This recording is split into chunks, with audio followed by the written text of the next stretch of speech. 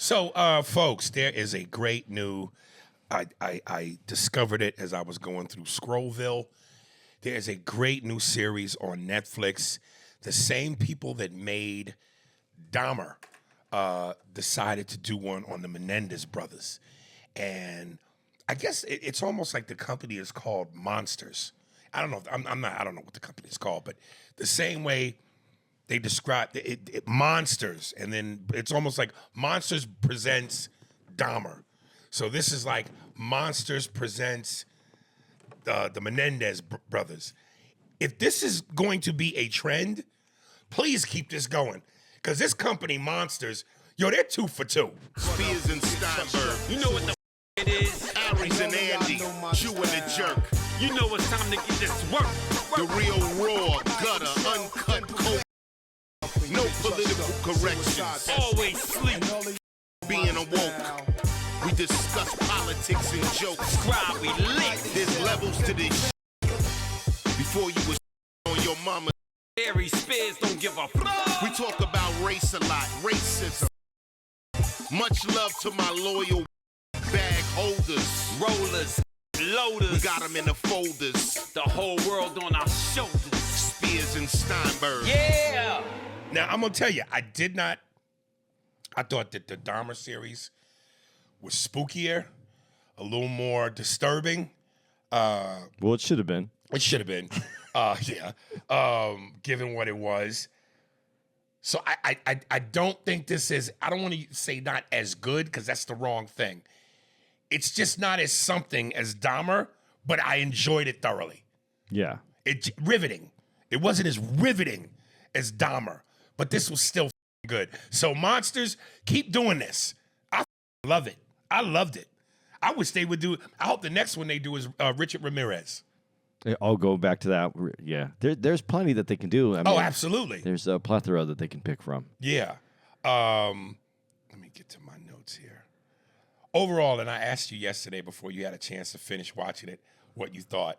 And then I asked you today, now that you finished watching it, what you thought. So what did you think? Overall? No, it's a fun watch. Let's put it that way. And I do like the way that they did it, because they give you everything, but then pull it all back, and then they give it back to you in episodes, a little bit here and a little bit there. So you're constantly struggling to make the determination. Yeah, so that you're not, because we all know the story. Yes. So this enables you to kind of like reset and try to figure out the story again as they go along, because they're giving you enough that's keeping you interested in, like, because you're looking at it and go, what? But do I know the story? And you know what? I was thinking to myself, it's funny you say that.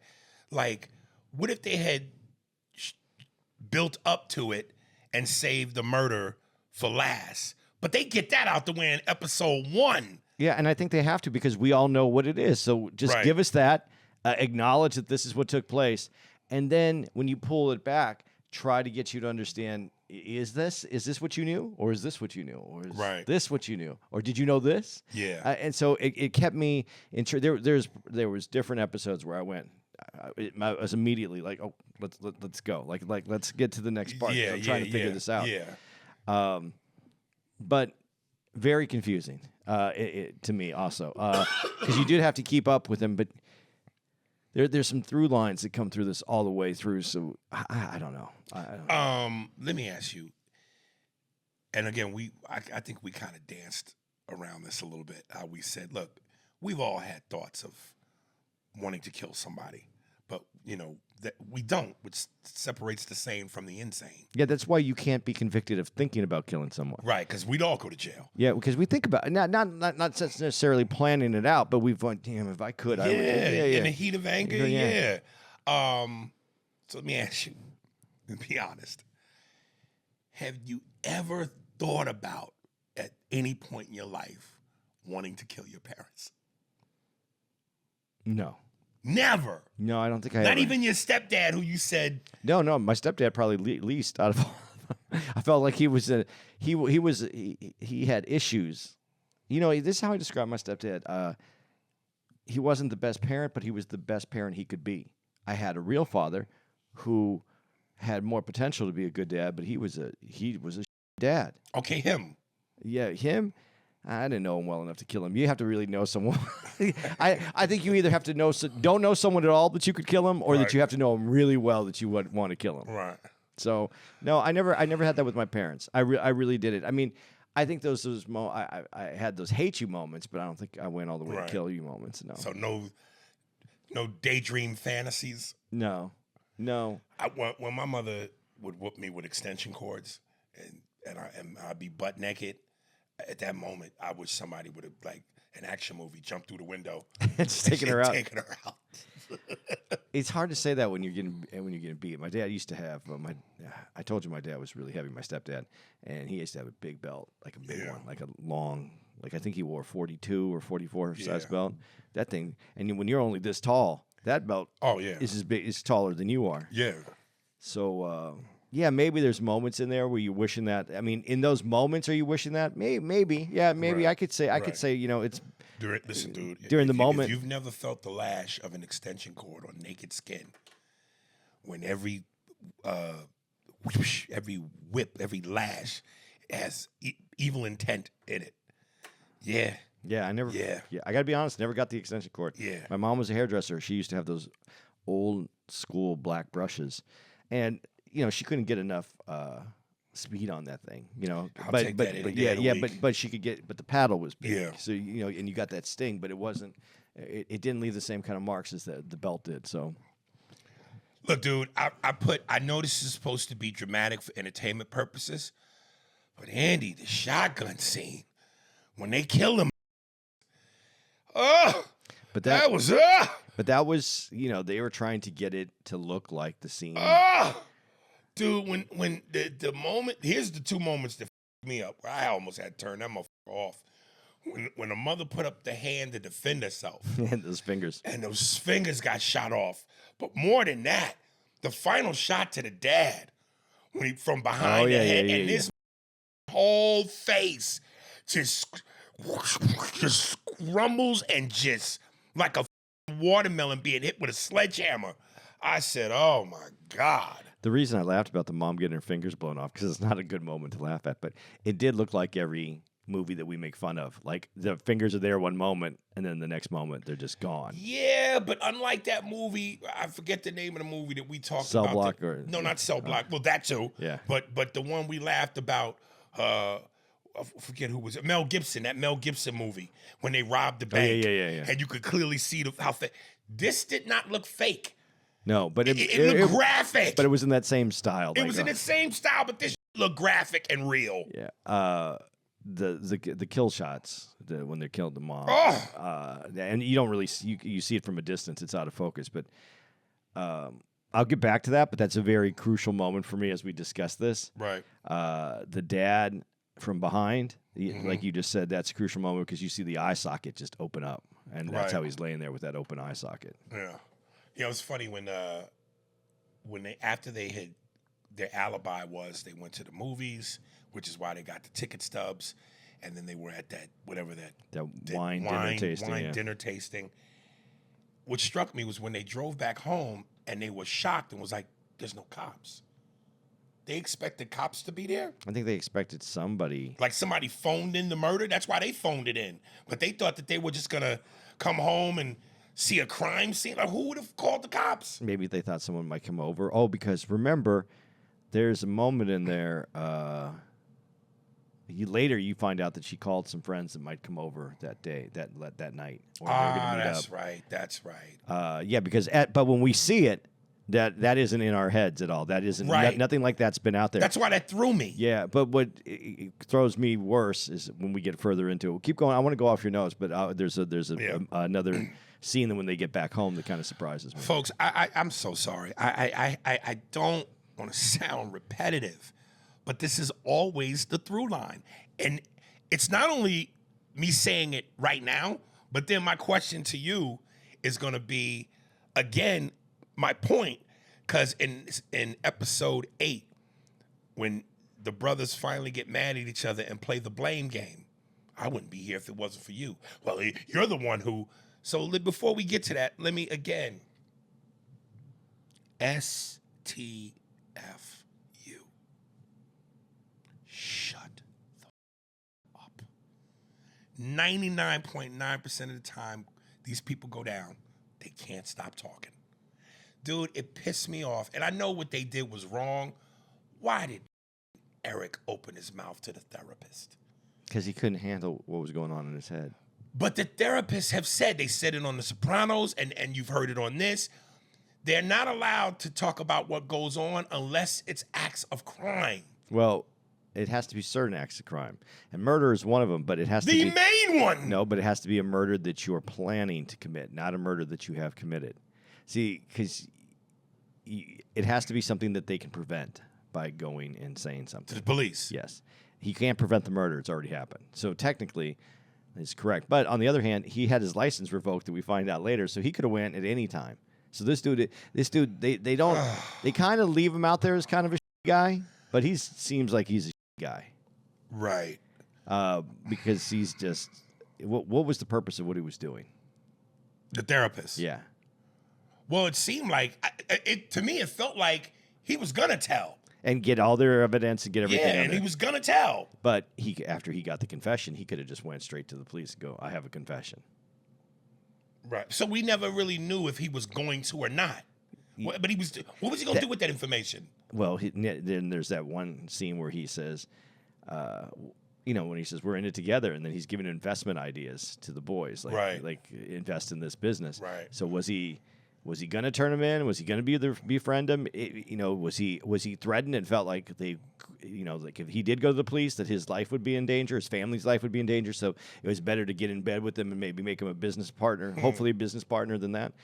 I don't think we ever know really what his true intent was. Yeah, I was feeling like the whole let's be in business. I couldn't figure out if the therapist was really on some. I didn't know what his motive was. I didn't know if he was just with him and like, I'm gathering all this evidence so because I'm going to eventually turn him in. Or is he looking out for himself? Maybe I could write the book. Maybe by being in business with them, I can gain some. So I really didn't know what his motive was. I don't think that, I think that he, from the impression I got and the way the movie leaves you, I look at him as a shady character in the orbit doing what's going to be best for him, whether it's turning him in or making him a bit. Whatever is going to work out best for him in the end is what he was looking to make happen. I don't think that he was a man of character. I don't think that the character had anything. Sorry, my ear itched. I don't think character had anything to do with what his decision was going to be made. I think he was looking for the best off ramp for him to figure out what's going to work out best for him. It's funny, the dynamic between the two boys. I went, Lyle seemed like killing his parents. He lost no sleep. Where Erik was tormented, thus the therapist. Like Lyle just seemed cold, man. Well, and I guess that's part of what I said, what I was going to say when I said there's a through line through this. And the one thing that I will say from the beginning to the end is Lyle seems like the psychotic one. Lyle is the one that, like what you just said, didn't seem to lose any sleep over the fact that he shot his mom in the back of the head. His dad. He shot his mom though too. He went back into the room and then shot her. Oh, okay, that's right. Right. So I don't know how you look at it. Like to get through the whole story, and I don't want to jump ahead on your notes, so I'm going to try and stay close to your notes. At that moment, if he's the guy at the beginning who seems the one who's like, yeah, let's do this. Yeah, we're going to do this. Let's go for this. And then is the one without remorse, it seems, who wants to do the shopping and buy this, and now he's living it up. It did seem like out of the two, he's the one who was the most psychotic out of them. Right. Here's what I learned during episode 2. The song Ice Ice Baby still bangs. Yeah, it was never a bad song. And that bangs, man. When they played that shit, I was like, yo, this still bangs. Do you see yourself in a convertible Mustang driving down the road? You know what? If the whip is nice, yo, it complements each other. Playing Ice Ice Baby in a Lambo, you can't lose. I obviously the beat is right. It wasn't his beat either. So apparently that's why he had to be hung out the window and lose some of those dollars. But anyway, that's off to the side of the story. There was something in there though that before it moves on to the second episode, and I'm trying to remember what it was that I was going to put out there that he Yeah, let's keep going. I'll try to get back to it. Dude, when they showed the montage of the different scenarios of different people killing their parents, the cartel, the LA gang, even them, Lyle and Eric, I just noticed this. You know, when they're shooting shotguns, they're making these mean faces.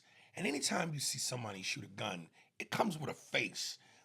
Would it be creepy or just wrong if you smile? If you're a hitman and you're getting $1 million for the hit, I would think that you'd probably Smile? Yeah, you don't know the person. It's your job. But isn't that creepy? Like I'm about to blow your brains out and I'm grinning. You know, if you're a hitman and you're hundreds of yards away and you don't really see, there's no connection with that human, and as you squeeze that trigger, you're thinking, ching, ching, Ching. That's the shotgun. Ching, ching. Yeah, okay. I'm not saying that that's how you should feel. You just asked if is there a reason that it wouldn't be creepy if someone was doing it. I guess if that's your job and that's what you're doing and you're not connecting it Like that you way. gotta look mean when you kill, when you shoot. I think some people just kill. I don't know if they're called forensic experts, but the part where they show the guy having the thermometer in the mom, which indicated the time of death because the body temperature was warm. I went, that's insane, because I was wondering how in the world would they determine the time of death based on the body being warm? Like he knew this happened at 9:02. Well, How the fuck do he you know wasn't like that? at 9. He said between. He gave a window at first between 9:30 and 10 or something like that. And the other guy goes, it was 9:30, whatever, and he's about. But I guess you put that into the liver. Mm-hmm. That gives you the temperature, and then the temperature of what a body is supposed to be, and you subtract that, and how far the body drops every minute after it's ceased to. Damn, that's science. That's crazy. It makes sense though. Yeah, but I that's why they guess. can throw it off by like some people. There's other crimes where people put the body in a cooler and kept it cold for a while. So then there's all sorts of weird things that people can do. I mean, because they know these criminal analysts are out there trying to find the stuff out there. So there's other, you're trying to defeat the you're trying to defeat the process that's out there. Right. But these guys weren't obviously. Oh, that's one of the. These are the most. If they are the guys who killed, which we know they're the guys that killed, but if they're doing it, whether they planned it or whether they it was the act of like self-defense, as they said, these are the worst criminals in the world. Number one, Eric and Lyle. yeah, they're the worst criminals in the world. But the thing that got me in that Well, first, why do you say that? because they're all over the place. The way they went with IDs, they didn't do any. They didn't know how to get a gun. They didn't know what was going to happen. Everything about it, And was, even after the fact, spending the money and it's partying. and partying, just not being, just the way that song that they played at the mom's. Oh, right. Everybody's sitting there, and then the song comes on, and they're all like, "What?" And How inappropriate it yeah, was. and he right. was like, "I have some ways that I think this is going to make this good." They were just. I don't think that there was any accountability in. It doesn't seem like Lyle's life. Like it was all like just things that he liked. It wasn't anything that when we hear about Mr. Wings or Mr. Buffalo, just these things that he liked that he knew were the right things to do. Playing that song was the right thing to do. How he did things was just crazy. And I don't know if it's in 2 or 1. But when they come home and the police are there, and I think it might be the beginning of 2, and I don't know if you have this or About the racket. yeah. About the- You have that in there, so I'll wait. No, I don't. That was crazy to me too, because you're going to commit this murder. You're going to go bury the weapons. You're going to go do all the stuff that you just did. Right, and the receipts in there, the shell Cases casings. in the trunk of the car. Right. How is that even possible that you would? Well, like Steve Harvey said, if your ass ain't good in murder, don't commit murder. I'm from Cleveland, y'all. That was just. It seemed just ridiculous to me. And is that true? Do we know that that's true? Because did they ever say that actually happened, or is this just something that they speculated that the writers did to show how incompetent they were? I would have thought the cops would have looked in the car already, though. Well, I would think that they would have, they're securing the area, they're there, so they have people guarding, and they would ask for the keys, because this is the thing about crime for rich people and crime for poor people. For poor people, they just open up the car if they want to open up the car. For rich people, there's a certain amount of decorum that comes when they're investigating the crime, Right. And they're white and they live in Beverly Hills. Well, now here's a good question for you, and without trying to get into this whole argument here, are they white? Because the dad Menendez. and the dad, remember the dad and the as we go through well, this, the mom's white. the mom's white, but remember the dad. They said you're so American, and then she goes, and you're so not, and he's Cuban, Right. first generation. So they're mixed. Well, but listen. how are they being treated? Well, they got money. Obviously, that's that they got the money They got level. the money. They got the money. They got the house. They got the right zip code. Oh, wait. What do you got to get first? What do you mean? You said the money. You got to get the money. What do you got to do first? First, you got to get the money. Then you get the power. Then you get the woman. Lesbian. So yeah, the mother's white, the dad's rich, they're rich, they got the right zip code, they're in Beverly Hills. So yeah, and listen, Ramirez, was it Menendez? Menendez ain't Jackson. Well, you know, so even though he's Latin, there's two different sides of Jackson. There's two different sides of Jackson, though. There is two different sides of Jackson. There's only one side of Menendez. I got you. But he is. But they are mixed. They are living in Beverly Hills. There is some and they're rich, and it's classism. I mean, obviously they're going to get treated different than a Menendez that's living on the other side of town. Right. So since we're down this road, let me ask you: same zip code, same class in terms of same financial status, but black. Is it different? It's way different. It's way different if they're poor. And I can show you where it is. I can show you right in this not documentary, this whatever you want to call this docudrama. Right, docuseries. Yeah, I can show you where it's different. Right when the police are in the room and they're having their discussion about how they need to find someone and then they said, well, and then they're going over the case. What makes sense? It's the mafia. But they killed the woman, which didn't make sense. And how the other things that they said didn't make sense. There was no forced entry. So that leaves us with. And he goes, I know you want to blame it on the kids, but we don't have any evidence. I think if it's poor, if it's in a different zip code, money, different complexion, yeah, it gets handled completely different. But I think the money is part because it's they tread lighter. They don't want to get sued. They don't want to go through that they don't want. Because how many times have you seen? Do you know how hard it is? You get a press conference now. When something happens in a more impoverished area or a poor area, but not the people. The people that it happens to don't call a press conference. It has to be a community that calls the press conference. Right. You go into Beverly Hills and a rich person in Beverly Hills, they can call a press conference.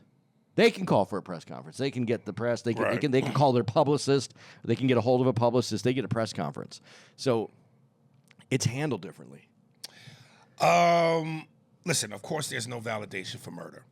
But if their parents were as overbearing and as verbally and mentally abusive as they appeared to be, is there any room for sympathy towards the brothers? Empathy. Maybe. But the way that they killed him, I think that removes all I think that removes it for most people. So the whole, if they were truly, in fact, sexually abused, raped, and had to endure all of that, and then the father being verbally abusive, you guys are stupid, as he did so much. Strapped his hair to your head. Yeah. So is there any, I mean, listen, it's hard to say it because at the end of the day, murder is murder. You've committed a crime. So that negates all of that. But damn. It's from us sitting here looking at it, I could say if those things are true, and especially the molestation allegations, you want to have empathy for these kids. You want to be like they should have called the police. You could have come up with a lot of different things that they could have done, but you're going to have empathy for the fact that they went through it. The hard part is, though, from a legal standpoint, is they did plan it out. I mean, they went and got guns. They went and did. They said it was for their protection, self-defense. Even if they were just done with it. This wasn't a fight back. This was planning. I'm going to plan, and I'm going to bring something into the house to be able to remove you from this earth. So they could have went to the police. But here's the hard part, and this never gets it gets hinted around. Why didn't he say this? Why didn't you do this? And especially at this time that they're talking about, it comes up several times throughout this that men don't get molested, and so that's one of the reasons they wouldn't talk about it. But at that particular time. And that was the thought: men don't get molested, and you're going to have because of the position, Beverly Hills, the media, if you come out and you say, yeah, my dad, this mogul, this guy who, does these, multi-million-dollar deals is not only a rapist, but he's my rapist. He raped his own kids. You're going to be plastered all over that.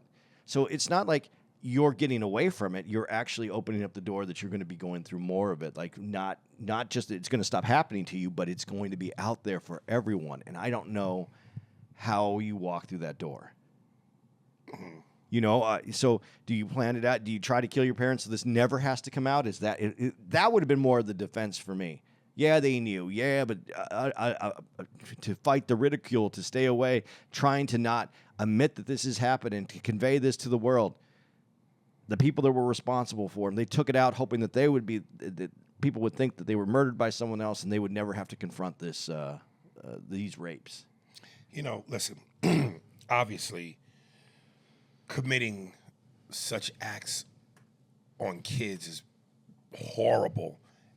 And unforgivable by any means, but your own kids, yeah. But damn, it's almost like low is low, but damn, you just stooped a little lower. Yeah, but I'm gonna tread lightly on this because I don't want to say anything about anyone, but I do know some people that have been through some of these experiences, and. The parents passed this down. It's a generational thing. The parents before done it, and the grandparents did it, so that they continue. It gets handed. I don't want to say this is like the family crest, the trophy from the family, but people pass this kind of behavior down. And when it happens to you, there is one thing in there where he said, "I did it to my brother because I had to normalize it, right?" And so if it's happened to if it's something that's been handed down, you almost feel like, well, this is normal. And I don't say that you feel like it's normal. You know it's horrible, but somehow it's normalized in your life, and then you pass that same, I don't want to call it a tradition, but you pass that sexual abuse tradition down to the next generation. Right. And this is, that's studied, and there's cases, and there's, theories about it, but this is true. So everything that they're saying is plausible. I'm not saying it's not plausible. But let's keep going through this whole thing. But yes, all this stuff that they're saying is plausible. And if it's true, you would have to, I would think that there would be some kind of mental breakdown, and you could do it. But a mental breakdown doesn't usually lead for you to planning out the murder. It could, I guess. I would think there would be some other way for you to try to do something. But if it's true what they said in there, they went to a cousin, was confronted to the mom, and she didn't do anything about it, didn't believe it. If those things are true, then I guess maybe then it does go to where you just feel like this is your last resort. I know that they put these technical terms on it, premeditated versus, in the moment of an emotional rage or a snap. But I guess what I'm saying is, if you've never been through anything like that, how can you really say that, even though, yes, they planned it, they went and got the guns, they picked a night, that's not some form of like snapping, like I can't take this no more. Yeah, because you want to technically go, well, it was planned. So it's like you had a moment where you could have calmed down and gathered yourself and knew that you shouldn't do this. But I've never walked that road. I've never been down that road. And to the people that say this, they've never been down that road. So how do you know what that does to you? Well, then I can't say how it does that to them. I could say that the case that Abrams was arguing then should have been mentally, what's it called? When they're basically temporarily insane. Yeah. But it should have been like incapacitated mentally. Like they were so up that they planned this in this state of upness, so that's what they were doing. They were no longer in touch with a reality that they could control this or that they could do something about it. So they went through this process and did it, and that they need mental help, therapy. They need to recoup, and then they can, go do their sentence then, and then be released back into the community. That would have been the argument, but that's not the argument they had. She did a self-defense that this is the only way that they could get through this. So the argument would be different. Yeah, man. I don't. This is a very. It's this story has been out there for so long, and how much of it is. I'm careful to how I say this because I do know that there are people who have been victims of sexual abuse by family members, and I can't minimize what they went through. So like you just said, I can't say what they would go through, how they would go through it, how they would do it. I know that in certain instances, I know people that have come out and said, my family did this, and the other people are sitting there going, yeah, but I love them. And they're not taking any responsibility for it. They're not changing anything. They're still staying in that lane. I love them. I don't know that they did this to that person, or even that they sometimes admit that that other person was abused, but they don't want to. They don't go as far as the responsibility and what their responsibility in it was, or what happened to them. Because a lot of times this has happened to multiple people in the family, and not everybody will come out because some people just can't deal with it. The mistress who was to the therapist, I don't know what he was thinking, letting her move into the house with his wife and his daughter. Well, she had him because he was her. Right. And I already know your answer to this, but I just want to get your take. I went, was she wrong for messing with the daughter and rearranging the furniture? Yeah. I went, what is this thinking? I just can't believe going into a room, sitting on the bed and going, if I was your mom, You'd have all the snacks you you want. want to have. And rearranging the furniture? Dude, but you saw this. Her character gets developed a little bit throughout this series, Right. and you see the crazy, and you can't. There's so much crazy that's allowed, Right. And I think that she doesn't go past any of the crazy. She doesn't. She doesn't go past any of the crazy where you go, that she needs to go. She's just crazy. So our job as humans is to how much crazy are you willing to allow into your life? Let's see. Aries, how much crazy have you allowed to enter your life? 17 years worth. Well, that's the thing. The doctor allowed that crazy to be in his life, and as you can see, things snowball from that. So, yeah, she's definitely a crazy person, and some other crazy is gonna match her crazy, and they'll be fine together. But if you're not that kind of crazy, that ain't gonna work out for you. Dude, when they show Lyle the first night he goes to jail, and the cops put him in his cell, and he sees the conditions, and he goes, I can't live like this. I'm telling you, I know I've said it on this pod before. I just don't know how people that doesn't go through your mind before you pull that trigger. Like, my freedom's gone. I'm in a cell smaller than a bathroom or about the same size. No pussy, horrible cuisine. Like, you don't think about possible gang rape, being shanked. None of that goes through your mind before you do what you do. Because to me, the thought of having to live like that, man, I'm sorry, man, I'm not doing it. Well, I think that a basic crime, crimes, stealing. If you got in a fight, think about it. If you got in a fight with someone came up to you, pushed you, whatever, and then threw a punch at you, and then you hit them, and they fell over, and they cracked their skull, and you killed them. You're going to jail. That's happening to you. You didn't plan that. I don't think people plan everything. But that's also self-defense, so you may not. Possibly, but people go to jail because who's to say that he hit, you know what I mean? If you have to have witnesses, you go through these possibilities. You shouldn't have hit, whatever it is. There's people that don't. I think if you go to jail for petty, yeah, you didn't really think about it, but maybe you go to jail for petty shit because that's your only answer. If you don't have, I hate doing that because there's a responsibility when you commit a crime. There's a responsibility that comes with it, right? Right. But if you're willing to pay that price, if I'm poor, I need this, I need these things, I don't have them, I need to do this, and you do it, and you end up in jail, that's the choice you made. Right. And I get that. But if that's your only choice, then how do you not take that choice? If you have,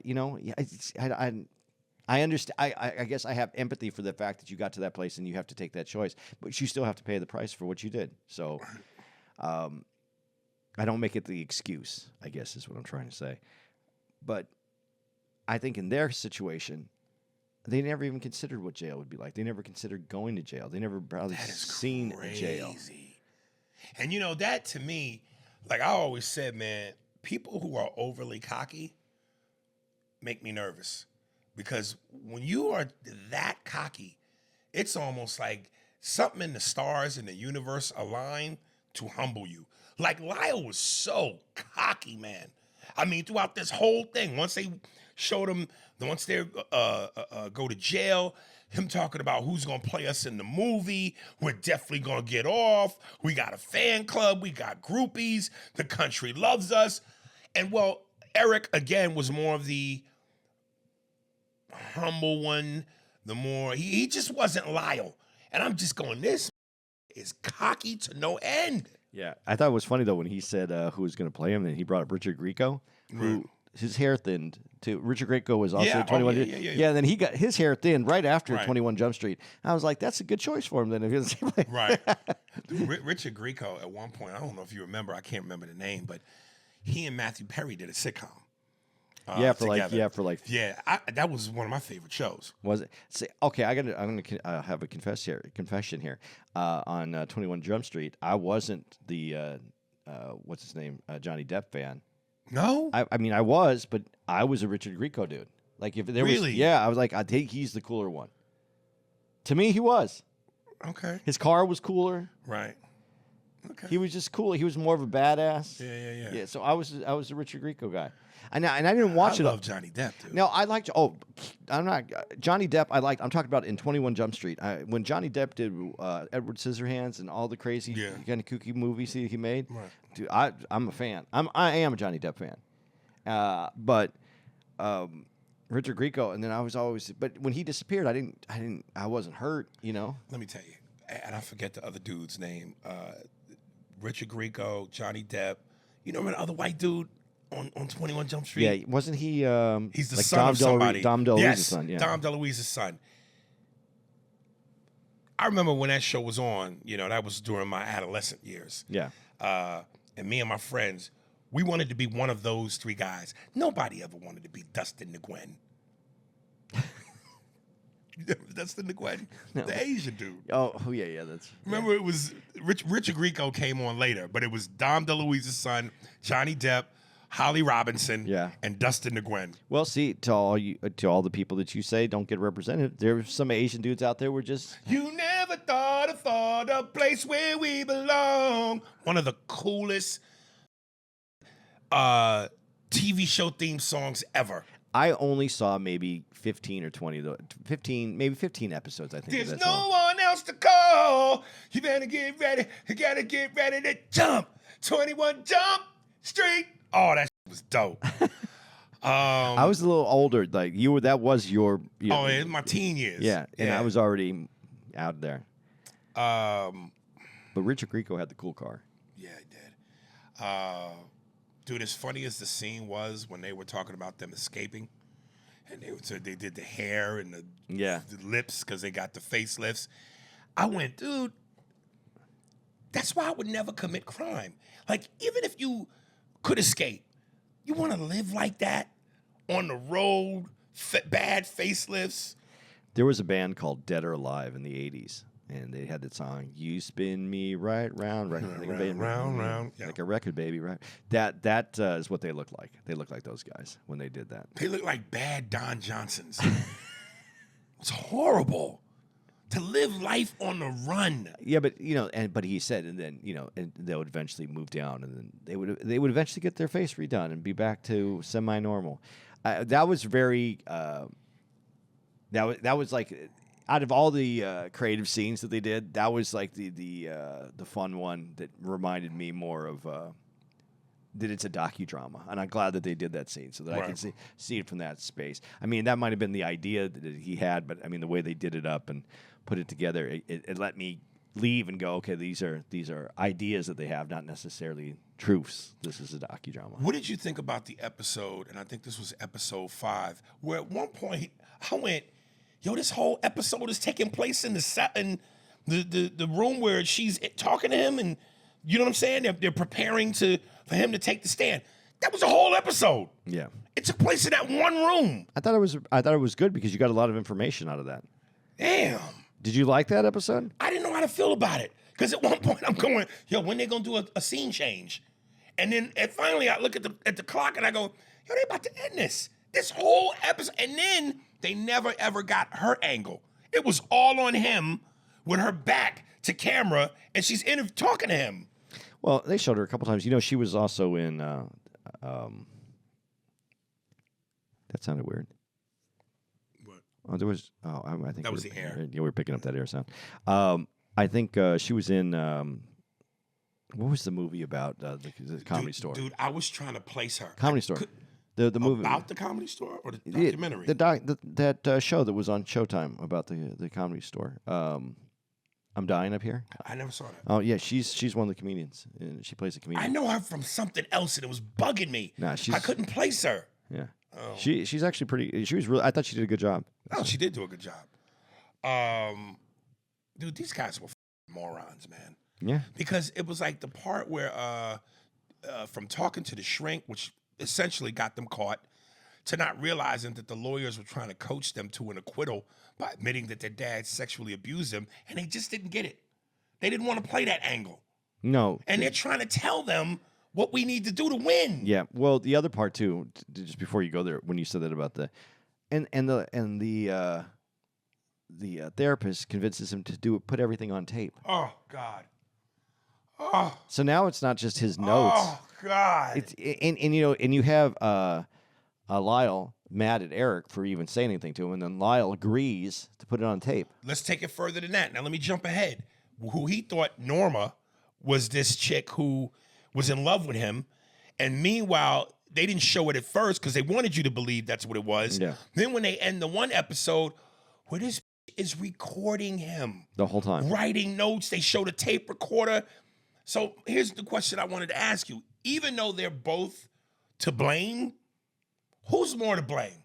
Because if Erik doesn't go to the therapist, none of this happens. But if Lyle ain't talking to this, unbeknownst she's recording him, the book doesn't come out.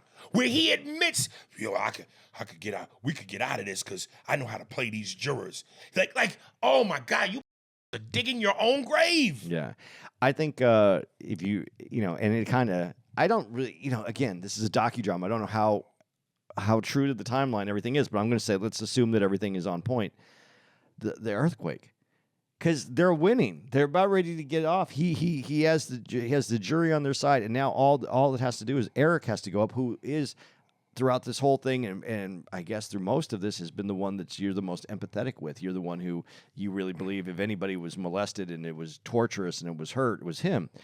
And then they have to go to that other courtroom in downtown LA. Mm-hmm. So if there's a problem, and if there's a problem with the mic, and the mic is going to pop and go back and forth, I ask for, if I'm the lawyer, I go, he's under stress, he can't handle this. We need a recess. We need to fix a mic. We need to make some changes here. I wouldn't have let him continue to go up because he was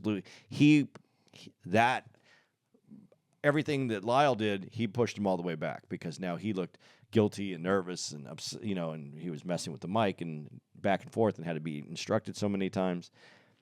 Yeah, I think that's where the case is lost. Well, but before we get to that, I really want you to answer the question: who's to blame, Erik or Lyle?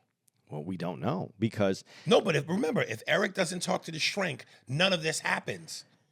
And if Lyle then isn't spilling his guts to this chick Norma, they may get off. Well, if Erik, said that stuff to the therapist, but if Lyle doesn't go in there and then starts talking to him and then records him, then but still the math. Erik's got to be the one to talk to cause Lyle to go in and do that. So if Erik doesn't do that, none of that happens. None of that happens. If there was molestation, I can't blame either of them. Then I blame the father. And that's what this doc did so well. You know what that noise is? That's what is it? That's you dancing. No. Listen, this is what I'm going to say because this is what the doc does. It doesn't give you that answer. You want to blame somebody. You gotta blame Erik. You gotta blame Erik. No, because Erik. If Erik doesn't go to the therapist, None of this happens. But Erik says you can't say anything and you can't tell him. And then Erik agrees to sit down and tell him more. I mean, not Erik, Lyle. Okay, but that's after the fact. After the fact. There's deniability in what Erik had done. Lyle went in there and put more on and then agreed to tape it. I mean, stupid is as stupid does. So it got deeper. I mean, they weren't going to be convicted because Erik went in and said, No, they were going to be convicted because Lyle ran his mouth to the chick. Yeah. So, but again, as much as you can blame both of them, I blame Erik because, again, if you do the math, if Erik doesn't tell the therapist, we don't get this far for Lyle to talk to Norma. I would agree with you that it has to go. You have to give it to on Erik because Lyle, even though he was being recorded by her, he never says that this was all a hoax and we did it. All he did is say, "Yeah, I got the jury to believe me. I practiced my crime." That still doesn't mean that those things aren't true. It just means with the molestation. Yeah. No, but dude, it shows that you. But Eric's thing is actually confessing. So if you got to go with it, if you got to say whose was deeper, the confession's deeper. Okay. Because Lyle never actually says this was a hoax. They never really touched us. This is just. I think they did though. No, he never says they didn't touch me. Really? Yeah. I got to rewatch that. They allowed it to keep going.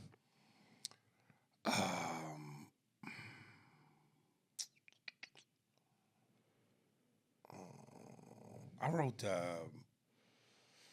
something else I wanted to get to before that, but yeah, I had wrote that, dude, I'm slowly, and when they were doing the molestation thing, and you know. Oh, wait, you know what? We talked about the molestation thing, but don't forget they also cross over that Lyle molests Erik then. Yeah. And we left all that out. Well, though. yeah. Well, no, but you did say it when you went, it's passed down from Yeah. But that's what I'm saying. That's passed down. And then, but then the creepy part, I'm trying to see what episode you're on. The creepy part is when the other idea is, because we haven't even talked about what's the guy, I'm going to forget his name, the guy who was playing the editor the writer for Vanity Fair magazine. Oh, I don't know his name, but yeah, I know who you're talking about. Yeah, he's a famous guy. I can't remember. Yeah, his he was name. in that movie with Robin Williams. Been tons of movies. The cabaret movie where they were gay. Yeah. Anyway, he's playing the character of whose daughter was actually killed. The co-star, one of the older daughter in Poltergeist. I think I might have it here because I looked it up just to make sure that I was on point with it. Yeah, it's right here. Anyway, his character comes into effect and starts writing and trying to hold the brothers accountable, and he starts to believe Lyle too. So that changes everything. It's Dominique Dunn. That's her. That was Mr. Dunn. I don't know. I forgot who played it. But that's a true story about the girl that's his daughter was killed, and why he has taken this up as a mantle and wrote so many pieces about it, and he was going after this. His character, he's believing Lyle, and he doesn't know how to believe. And when you said, I'm on dancing around it, even this guy who lost his daughter is against criminals getting off, and their defense is, I killed him for self-defense. Now he's even wavering on how he feels because how good of a job Lyle did on that stand. So that comes into effect. There's so many pieces I think we're dropping from this as we go through this because we're talking about the big pieces. But this, I thought that was a big point that this guy who was against him now. So it shows really how the public started to see them. Yeah, and listen, as they went through that, like, dude, I'm like, damn. Even I was starting to feel empathetic towards them. Yeah, and they're having those conversations. He's having the way they do this in the show is that they have they get that guy that I want to know his name so bad, but the guy Mr. Dunn who's the writer now is having dinners at his house, dinner parties, and they're discussing it there, and you see the turn of the people at the dinners and how they start reacting towards the Menendez brothers. Listen, like I said, I started to feel empathetic towards them, but the thing that you just can't remove is that at the end of the day, murder's murder. Yeah, but okay, since we're this far into it, I will say this: the reason that I can be empathetic to it is because either you're just a psychopath. Is that what they're? Yeah, psychopath. And you're so gone that you can commit this murder, or you have been abused so badly that killing them didn't. You were allowed to do it mentally. You were allowed to do it because when we and I'm going to go off movies that I've seen, and then the things that the documentaries that we read when the police come in and the forensic people come in and they go, oh, and they're looking at the scene. They go, they knew him because this is an angry murder. This is a murder that had violence in it because it wasn't like not a violent, not someone who was just violent, but you could tell that they knew him and it was personal the way that the murder took place. For you to be able to do this, you are either a psychopath completely, which they leave that open to interpretation on Lyle. They really do. Well, Right. On both of them, really, but Lyle more so. Or you were just so mentally beaten and hurt and in pain that taking them out was not the worst thing that you could have done. It didn't equal to as bad as they felt. Right. Because the way that he kills them. Could you imagine standing over someone? Your mom. I mean, we talked about at the beginning, you got whipped with the electrical cord. Could you, though, ever fathom in your mind standing behind one of your parents with a gun? No. But I could fathom in my mind that my mother at the time was going to kill me. Because that's how them beatings, nigga. But when she wasn't beating you, She loved me. Yeah, and you couldn't imagine standing behind her and doing that, even No. though you were beat. So you know how bad you would have to be, how horrible these molestations would feel. And this is the other thing that got me. And I don't know if this is in there, round 5, maybe 6, episode 6, when Erik realizes that the mom knew That he was being molested. Yeah, and that's the flip for him in this, the way that they did it. And if that's true, that would be the breaking point. Like, Dad does this, Mom doesn't know about this, but then when you find out that they're together and they're both letting this happen, when that scene, and we don't know if it's really true, but the scene where she goes, "Yeah, I know. You didn't think I know what's going on, and you boys took him from me." The dad, basically. If that was the case, and you're being brutally molested by your dad, and the mom knows, and she's not stopping it, and she lets it go on, and just turns her back on it, and you're mentally broken, could you then? That's why I'm saying, dude, they put these terms on it, like premeditated, and so because you had time to think about it means but you've never been down that road, so how do you know what that does to you psychologically? It's not just about thinking about it. It's whether you're in the right frame of mind to make a conscious decision that this murder that you're about to commit is wrong. That's part of it too. Like, are you in that right place in time? And I don't. If I found out if I was being molested, and I can't come to that place because I wouldn't. I can empathize with it, but I cannot feel it. I cannot imagine what that feels like, especially. And I mean, I don't want to make this male and female, and it's worse if one happens to the other. But to have a man take away your manhood to rape you and be your father, we forgot the part where it's like, okay, and like I said, when my mother was beating me at the time with the extension cord, the amount of pain and terror and horror you feel in that moment. Yeah, I want the bitch to be taken out. Now imagine, I've never been molested, but imagine going through whatever that is. And then when they showed the dad lay out the toothbrush handle, the Vaseline, and certain objects that he planned to lube up and stick in his son. to prime him, to get him ready. What? That's and your mom knows, and the woman who's supposed to be your protector, your nurturer, the one you run to when you need your boo-boo kissed, she don't give a f. That's why I'm saying, man, I just don't know. So before we even get to the end of this, so if the case is you the two boys, they were molested by the dad, the mom knew, you give them the self-defense that they were mentally incapacitated and they believed that they needed to do this to survive? I don't see how you don't. Roll that dice, leave it into the hands of the jury, and however it goes, it goes. But you got to play that card. Okay. If that's in fact the reality. Okay, so now getting back to that, that's why I don't blame Eric really as much, because after the fact, once it's over and now you're not trapped by this anymore. Mom's no longer in this, dad's no longer in this, but I watched my parents die in front of me at the hands of something I plan to do. Can I live with that? And now do I go and talk to someone I believe can't say anything? Do I try to do that? Because you also I got to understand, if you are mentally broken enough that you can kill someone, when you come out of that fog, you're mentally still broken. You need help.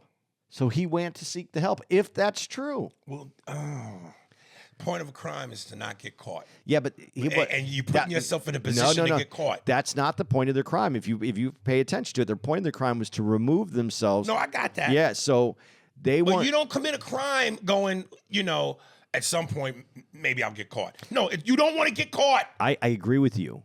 I'm just saying that wasn't his point. And then after the realization that his parents are dead by my hands and my brother's hands, I'm having dreams that I'm killing myself. And all these dreams, I can't go forward.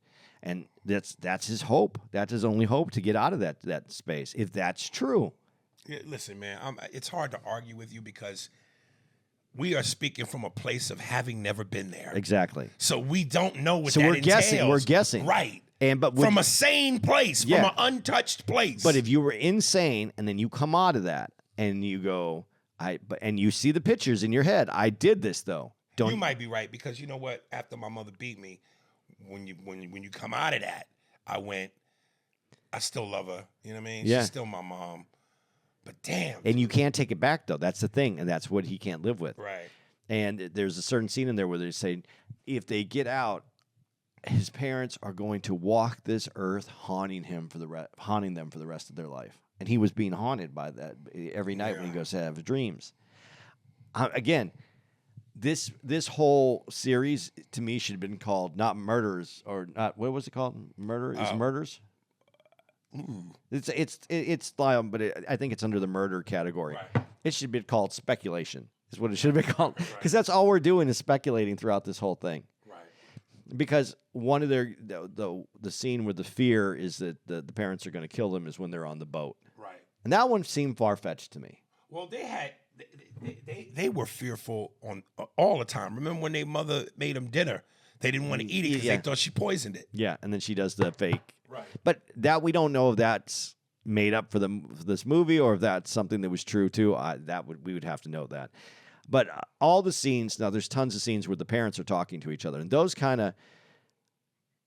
are very one-sided conversations, because though we don't have any record of the parents having conversations. There are records of what the Menendez brothers said has happened, and then they can go back and see if those stories sound true, like if they're consistent. Right. But the parents having these conversations, they had these there's a scene where they're having the loving conversation on the boat and how their life is going to be. I didn't like that scene because that made it sound like life is going to be better. We're all doing the right thing. Everything's wonderful. And this is, just before they get killed. But we don't have any idea what they could have said. They could have been there saying, yeah, when we get back home, we're going to kill them. So, I mean, I'm not saying they said that. I'm just saying that's just as reasonable to think about, is that, okay, I'm not going to be with my lover.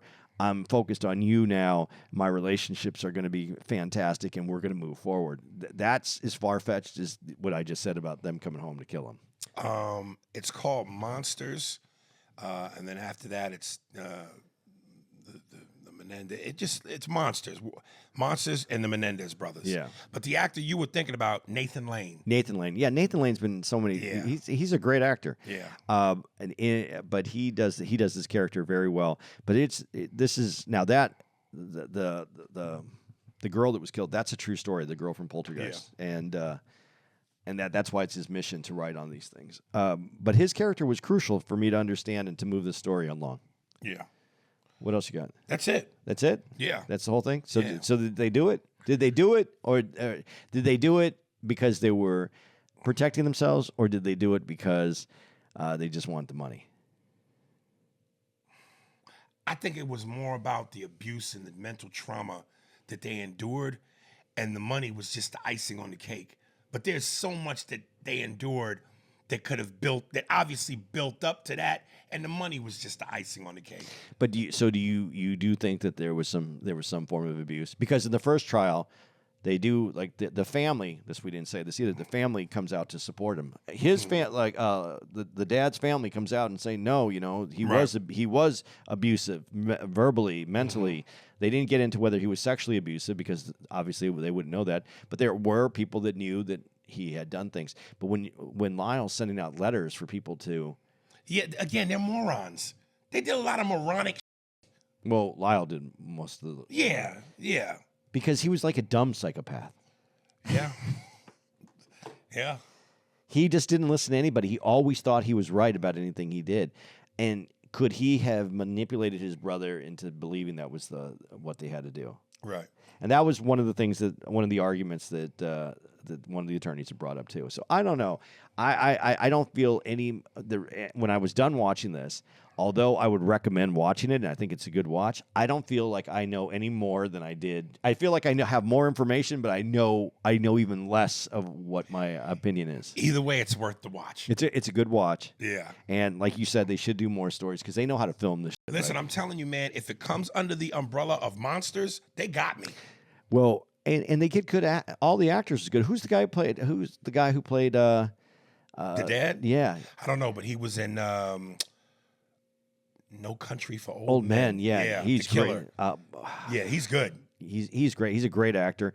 Everybody was in this was really good. I mean, there was. If you look up all the names, this is where we're bad about reviewing anything because we don't tell you all the actors' names. But they were all like top actors. They all have solid. So yeah, this is definitely worth. And the way watch. the dude that played Dahmer was so convincing. The dudes playing the brothers, very good. Yeah, I believed him. There's some great dramatic moments between them, man. Well, and that was also something that they brought out too that was really good because I love when they didn't dive into all the news that I remember when this happened, but they got into the part about the sweaters and the fake glasses. And by the time I guess he actually went back to court, he needed glasses, but and that's what I heard anyway. But the sweaters and wearing different she wanted him in sweaters because it made them look more. Cuddly, I think, is what the word that they use. But that was actually in my notes too. But I wanted to make sure we kept it at an hour. Are we there? Some dates, yeah. All right, here's the dates, man. So watch it, grade A. Yes, absolutely. All righty, guys. Here we are. We're going to be this week. You're going to catch us one night only, October 4th at Royal Oak Music Theater in Royal Oak, Michigan. October 5th, the Apollo Theater. We're in NY, man. Come on, check it out. I know a lot of you that listen to us are in New York. Come on out. October 11th through the 13th, we're at the Orlando, Florida Improv. October 17th, we're at the Vancouver Playhouse in Vancouver. Obviously, that's the one night only, October 17th. October 18th through the 20th, Spokane Comedy Club. We're going to be there in Washington State, October 18th through the 20th. October 25th through the 27th, we're at the Improv in Tampa, Florida. October 31st through November 3rd, we're going to be at the Chicago Improv in Schaumburg. It's in the area. November 8th, we're going to be in Hawaii Theater in Honolulu. That's, again, one night only. November 15th to the 17th, we're at the West Nyack at Levity Live in West Nyack, New York. November 21st to the 24th, we're going to be at the Improv in Ontario, California. November 29th, we're at Texas Trust CU Theater in Grand Prairie, Texas. December 13th to the 15th, we're at the Raleigh Improv in Cary, North Carolina. December 19th to the 22nd, Helium Comedy Club in Philadelphia. December 27th, we're going to be at Pikes Peak Center for the Performing Arts in Colorado Springs. And December 28th, we're at the Paramount in Denver, Colorado. Anything else? That's it. That's the show. Yep. Spears and Steinberg. Thanks for listening to the Spears and Steinberg podcast. For more information on where to find us on the internet, visit spearsburgpod.com.